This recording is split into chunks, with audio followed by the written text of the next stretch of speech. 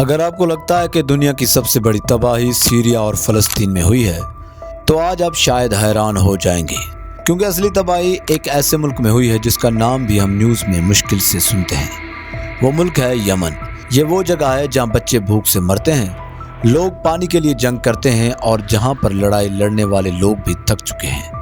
لیکن سب سے بڑی بات، یمن اس حالت میں آیا کیسے اور کون سی طاقتیں اس ملک کو اٹھنے نہیں دیتی، آج ہم یہ سب ایکسپوز کرنے والے ہیں۔ سچ بتاؤ کہ ویڈیو میں ایک بار پھر سے خوش آمدید، جہاں ہر بات ہوتی ہے سچ کے ساتھ۔ یمن کی کہانی اصل میں اس وقت شروع ہوتی ہے جب 90s کے آخر اور 90s کے شروعاتی دور میں اس ملک کا ایک حصہ پرانی امامت کے زیر حکومت تھا اور دوسرا حصہ برٹش کنٹرول میں تھا۔ یہ دونوں سسٹم اتنے مختلف تھے کہ ایک ہی ملک ایک وقت میں دو الگ طریقوں سے چل رہا تھا۔ نارتھ یمن بالکل پرانے زمانے کی طرح ایک ریلیجس بادشاہت تھی جہاں زیدی امام حکومت کرتے تھے۔ ان کی حکومت بہت ہی کنسرویٹو، بند اور ماڈرن دنیا سے الگ تھی۔ ایجوکیشن، روڈز، ہاسپٹلز، یہ سب چیزیں بہت کم تھیں اور سب سے زیادہ پاور قبائل کے پاس تھی۔ اس کے بالکل الٹ ساؤتھ یمن میں برٹش امپائر کا سسٹم چل رہا تھا۔ وہاں عدن پورٹ برٹش کے لیے ایک اسٹریٹجک پوائنٹ تھا، اس لیے انہوں نے وہاں اسکولز، روڈز، ٹریڈ سسٹم سب ڈیولپ کیا۔ ساؤتھ یمن کی سوسائٹی نارتھ کے مقابلے میں زیادہ ماڈرن ہو چکی تھی، لیکن ایک بات دونوں میں کامن تھی، دونوں جگہ کے لوگ خوش نہیں تھے۔ نارتھ ماڈرنائزیشن چاہتے تھے اور ساؤتھ والے آزادی۔ پھر 1962 میں نارتھ یمن میں ایک بڑا بدلاؤ آیا۔ آرمی آفیسرز نے امام کی پرانی بادشاہت کے خلاف بغاوت کر دی، امام کو ہٹا کر ریپبلک بنا دی گئی۔ مگر بات یہاں ختم نہیں ہوئی، کیونکہ جب یمن میں کچھ آرمی آفیسرز نے امام کے خلاف بغاوت کی اور اسے ہٹا دیا تو وہاں سے سول وار چالو ہو گئی۔ یہ صرف لوکل لڑائی نہیں تھی، نارتھ یمن کے اندر ایک طرف ریپبلک کے سپورٹر تھے اور دوسری طرف امام کے وفادار۔ اور پھر یہ کانفلکٹ انٹرنیشنل ہو گیا، کیونکہ سعودی عربیہ نے امام کے سپورٹر کو سپورٹ کیا اور ایجپٹ نے ریپبلک والوں کو، اور اسی طرح نارتھ یمن پورے 8 سال تک سول وار میں جلتا رہا۔ آخر میں ریپبلک والے جیت گئے، لیکن ملک اندر سے ٹوٹ چکا تھا۔ اسی دوران ساؤتھ یمن میں آزادی کی تحریک کامیاب ہو چکی تھی۔ 1967 میں برٹش نکل گئے اور ساؤتھ یمن ایک نیا ملک بن گیا، لیکن یہ عرب دنیا کا سب سے الگ ملک تھا، کیونکہ یہاں ایک سوشلسٹ سسٹم بن گیا تھا۔ مطلب عرب ورلڈ کا ایک حصہ کمیونزم کے زیر نگرانی آ گیا، جو بالکل انیوژول تھا۔ نارتھ سعودی بلاک میں تھے اور ساؤتھ سوویت بلاک میں۔ یہ دونوں ایک دوسرے سے مختلف سوچ رکھتے تھے، اس لیے ٹینشن بڑھتی رہی۔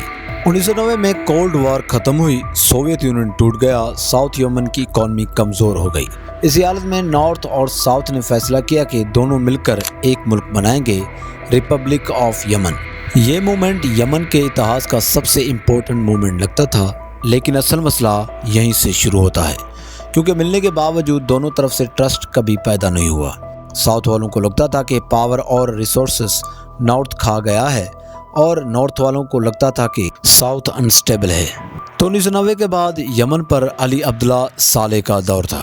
صالح 1978 سے پاور میں تھا، اور وہ ایک قبائل لیڈر ہوتے ہوئے بھی اس نے ملک میں کرپشن کا ایک پورا نیٹ ورک بنا دیا۔ آرمی جنرلز، قبائلز، بزنس مین، سب کو پیسے اور پوزیشنز دے کر صالح نے ان کو خوش رکھا، مگر عوام کو اگنور کر دیا۔ غریبی بڑھتی گئی، بے روزگاری بڑھتی گئی اور ملک میں فرسٹریشن بڑھتی گئی۔ اور اسی فرسٹریشن کے بیچ نارتھ زیدی علاقوں میں ایک نئی موومنٹ ابھر کر سامنے آئی، حوثی۔ تو حوثی اصل میں ایک ٹرائبل ریلیجس موومنٹ تھی جو یہ کہتی تھی کہ حکومت ان کو نظر انداز کر رہی ہے، ڈیولپمنٹ ان کے علاقوں تک نہیں پہنچ رہی، اور سعودی انفلوئنس ان کے کلچر کو مار رہا ہے۔ تو 2004 سے 2010 تک حوثی فائٹرز اور گورنمنٹ کے درمیان لگاتار جنگ چلتی رہی۔ ہر جنگ میں حوثی پچھلی جنگ سے زیادہ مضبوط ہو کر نکلی۔ پھر 2011 میں جب عرب اسپرنگ آتے ہی ایجپٹ، تنسیہ، سیریا، ہر جگہ لوگ سڑکوں پر تھے۔ یمن میں بھی لاکھوں لوگ صالح کے خلاف اتر آئے، صالح پر حملہ ہوا، اس کا حکومت چلانا مشکل ہو گیا اور آخرکار اس نے ریزائن کر دیا۔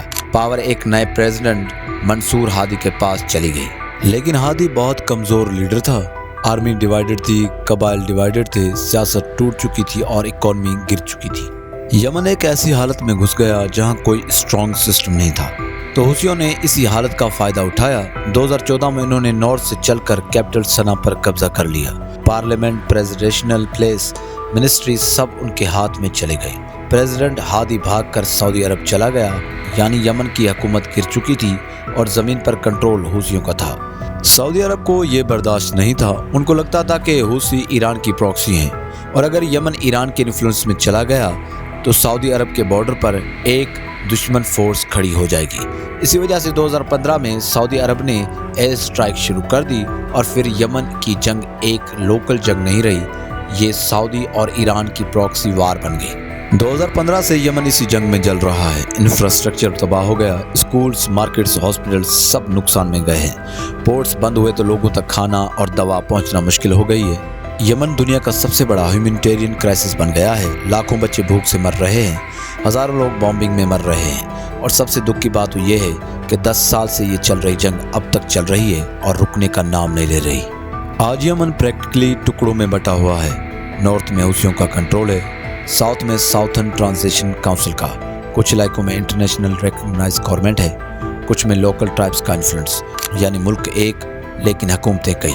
हम उम्मीद करते हैं आप सबको हमारी वीडियो पसंद आई होगी और आप सबसे यही रिक्वेस्ट है, प्लीज़ हमारी वीडियो को लाइक और हमारे चैनल को सब्सक्राइब कर दें। हम मिलते हैं नेक्स्ट वीडियो में, तब तक के लिए अल्लाह हाफिज़।